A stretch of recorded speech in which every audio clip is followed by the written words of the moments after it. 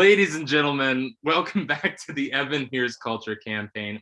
Boy, do we have an excellent guest today.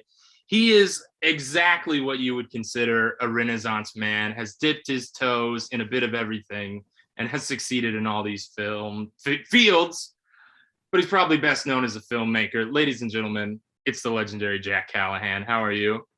I'm great, Evan. Thank you. It's such a pleasure to have you on. And the reason you're on today is because we're going to be talking about Tim Hecker's 2011 album, Ravedeath 1972. Quite a mouthful there. And we're talking, I reached out to you because using the Spotify friend activity feature, I saw you were listening to this. And based on our conversation that we were having just a little bit ago, it was your very first time hearing Ravedeath 1972? Yeah, it was. I think that was September 2020, so a little over a year ago now. But yeah, you definitely caught me at my first time listening to Ravedeath, and also probably my first time listening to an ambient album all the way through. Really? Okay, because Yeah. I just saw you listening to that, and I assumed, oh, I guess he's a big fan of this album. He must be a big ambient music fan. But this was your first time experiencing an ambient album all the way through. Yeah, and I mean, I haven't listened to much ambient since, but like this album is beautiful, and I listened to it like for a couple months over that period of time. But like, yeah, I feel like for a first time ambient listen, this is probably one of the best experiences you could probably have. Well, I am going to be a contrarian here because I am in the complete opposite end of the spectrum. Really? Because not famously, but if anybody's seen an episode of the show, I do not like ambient music. I think I might very well despise it. Although I go in with an open mind, every time there's another ambient album coming up on the show, I was like, I think this might be the one. I think this could be the one. It's better ranked. It's got an amazing title, this one, Ravedeath 1972. This is going to be the one that's going to win me over. And it never happens. And I always walk away upset and disappointed. And then usually that second listen, I get mad. Well, see, I feel like upset and disappointed are two emotions that are being beautifully captured by this album. So maybe it did exactly what it wanted to, Evan. Okay, so you have gotten into the themes of it. Yeah. So this is for the uninitiated, it's Ravedeath 1972. Ravedeath doesn't mean any specific thing. 1972 is a reference to the cover, of which people are dropping a piano off the roof of one of the buildings at MIT is their yearly tradition that started in 1972. So it's an ambient drone album that's mostly pipe organ noises and then a lot of distortion. And to me, that's all it is pipe organ noises and distortion with no purpose or point. But you feel differently. Yes, I feel very differently. I feel like I hope I can turn you around because I really like this album a lot. I mean, to me, it's like I do find most ambient music empty and not engaging, but what is special about Ravedeath for me is like everything about it is just so cohesive. And I think because of like the attention to detail in the cover art and like the titles being correlated to all the themes that you can see in the cover art, I feel like it all just comes together to tell like kind of a bigger story, and it does it in a way that I think is more effective because of how abstract it is. Like when I listen to this album, I get like this feeling that I'm in like a kind of dystopian, like apocalyptic kind of science experiment. And I guess part of that is because I read, when I first listened to it, I was like, what is this album cover? And I looked at the Wikipedia page. I saw it was a photo from MIT. I was like, oh, okay, so they must be like scientists. But also like um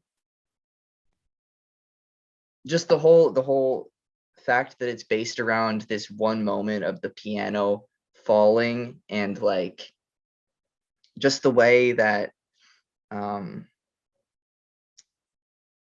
it's mixed, kind of like somebody is fucking with the aux cable the whole time. Like, frequencies will cut out and come back in, like with no rhythm whatsoever, and just kind of jar the whole mix. I feel like it just captures this kind of like finality and this power that works well just with the imagery of this piano about to be dropped off a building. Do you Maybe that's feel like, sorry, go ahead. oh, well, do you feel like there's a sort of narrative structure to the album, and that, the first track is called the piano drop? But do you feel like maybe that the album as a whole it's a little bit like Inception, when the van is falling forever, it's like the album is the story of that piano falling, with track one is they've just pushed it, and then at the end, 52 minutes later, that's when it's hit the ground and fully broken apart. I mean, do you feel like that is a fair interpretation? Maybe loosely. I feel like it probably wasn't written like that, and I don't think it's like strictly to a narrative in that way. Although I feel like the way it was organized was probably done to try and mimic that moment, the way it would play out. But I don't think it's to such a strict narrative. I think it's more like it's kind of just got its own story arc based on like the tone, you know. But something interesting that I did notice, and I think I'm right about this, is that the first time you actually hear piano in this album is in the last like set of tracks, In the Air.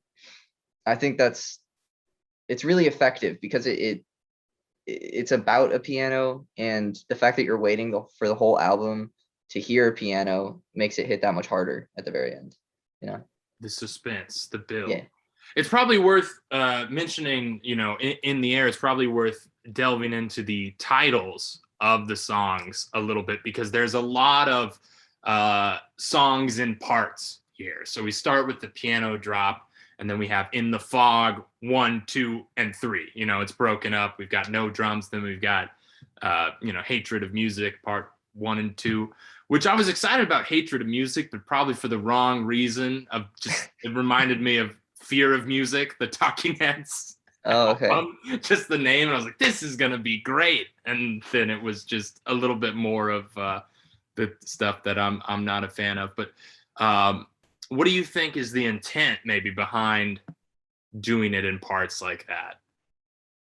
Because to me, this whole thing, I guess you hear the different moments, and because you have a more attuned ear than I do. You're able to hear the moments and the vignettes, where to me, the whole thing sounds the same.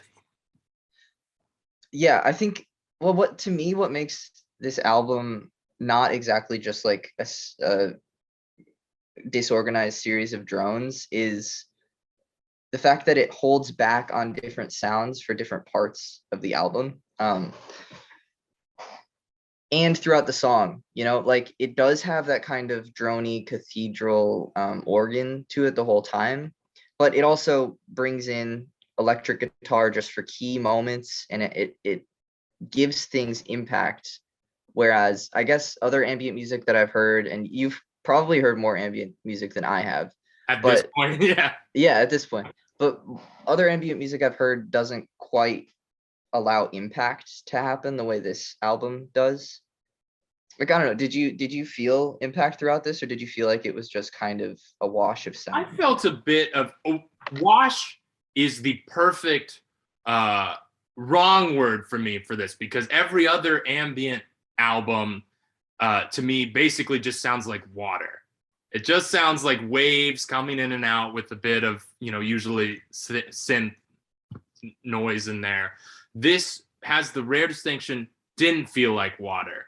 So it's got that going. There was a bit more impact, a bit more verve to it. I will say I want, I'm somebody who wants to understand, if people are raving about something or speaking highly of something, I want to understand why people like it. That's why I read all the Twilight books in middle school, because I wanted to know why it was so popular, and I never quite understood. But to try to achieve that for this album, I downloaded Tim Hecker's thesis that he wrote to fulfill his degree for a doctorate in philosophy, called The Era of Megaphonics on the Productivity of Loud Sound, 1880 through 1930. And this was a 224-page thesis. Did you read all of this? No, I was like, I'm going to. It's going to help me understand. And I read about 20 pages, and it was more so a paper kind of trying to get into the history of musicians and of auteurs, trying to make things as loud as possible. So it starts by detailing all these religious events that would take place in New England, where they'd have, they unite all these different choirs from all the townships, and they'd have cannons going off to the beat of the song, because they thought it would achieve some sort of religious ecstatic experience. And then everybody all the eyewitnesses reported that it was always underwhelming somehow. And that's what I read of it, and I realized, oh, that's not really delving into the specifics of this album, because I don't feel like it was necessarily about loud noise. There were loud moments, but I feel like it was not. I haven't listened to any of his other work, but I would imagine there's albums of his that lean heavily more into the gritty grunge noise, not noise rock, but loud sound. I don't know. I didn't feel like this was loud. I don't know. Yeah, I don't think it was loud either. I think I do think though that it finds impact in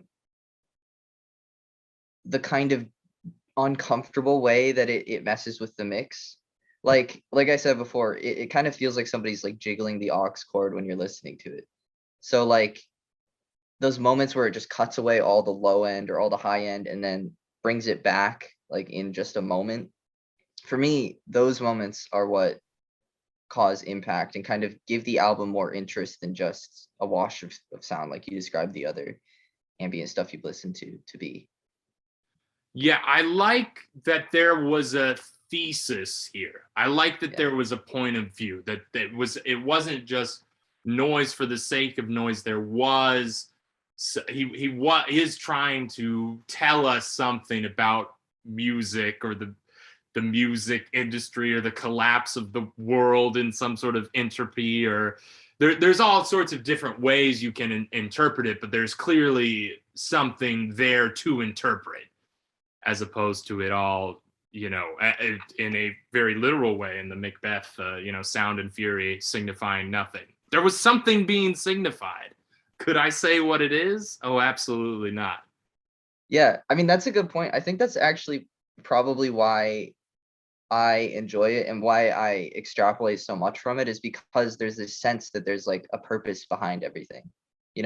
Like I don't think that maybe he didn't even intend for it to feel apocalyptic or dystopian or anything like that, but I think the fact that it's all so cohesive and clearly like there's an intention behind everything, it allows me to believe that there was that kind of context to it all. Yeah.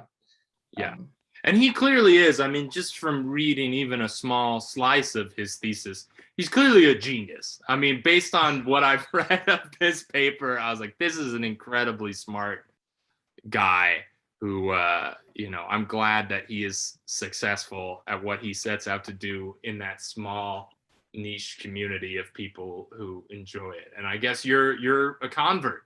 You're one of those people now. Yeah, Yeah, I guess I am. Do you know any people who listen to ambient music?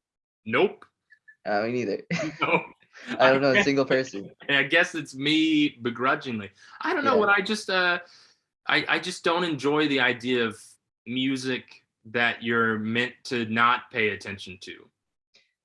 interesting. This was different. I felt like this was calling for your attention, but just ambient music stuff that you'd put on in the background to the last ambient album I did, a review mentioned that it was the go-to zone out album of the year. Yeah, I don't vibe with that either. And it's like, why put that on at all? Right. You want something that like is trying to call you for your attention. Like, why else would you listen to it? But my mind is still open that there will be an ambient album on this list that I'm going through that penetrates I hope so, Evan. and stays in.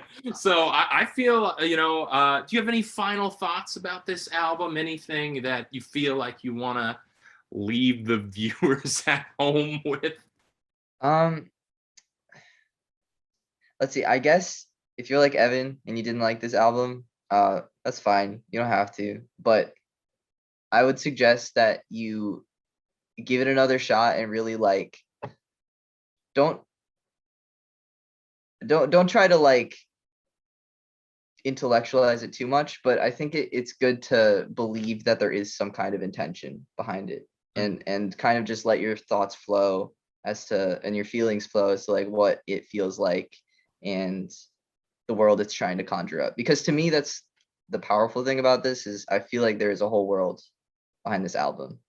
It's Yeah, it's and that it's that classic, you're seeing the top of the iceberg, but you get the sense that there's a whole world under the water. yeah, totally. And I would say, just as a final thought, a lot of the ambient stuff I'd say steer clear of. This, I would say, give it at least one listen. I will concede to that. So that's how I feel about Ravedeath 1972. That's how Jack feels. Jack, do you have anything coming up you want to plug in your life? Oh Any God, exciting drops? no. That's a lot of pressure right now. I've got 100 things I'm working on. None of them are coming out anytime soon. So follow me on Instagram at Jack West Callahan. Thank you for coming on. Yeah, thanks for having me, Evan.